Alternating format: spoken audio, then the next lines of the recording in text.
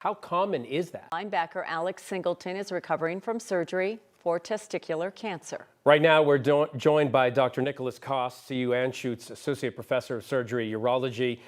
Doctor, thanks so much for taking the time. The detection of his tumor came relatively early from a drug test. How common is that? Yeah, that's a slightly unusual circumstance. We don't typically see men getting this sort of test as a screening modality. So more typically, you would see a guy pick something up at home on a self-exam or with their primary care doctor, and then get this test done. I've heard so much about self-exams. I want to touch on that, but also they talked about this protein HCG that was found in this blood test.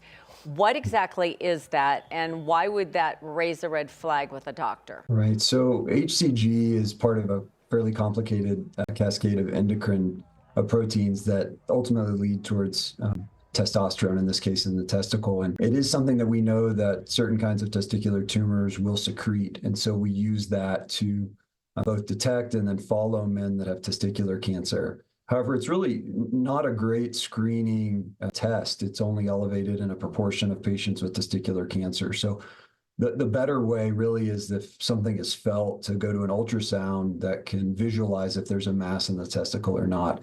We definitely don't want to give the message that men should be going out and asking their doctors to get an HCG test, in their office. Really, the better thing to do would be to go over the testicular exam with a physician, and then if something out of the ordinary is felt, to get imaging.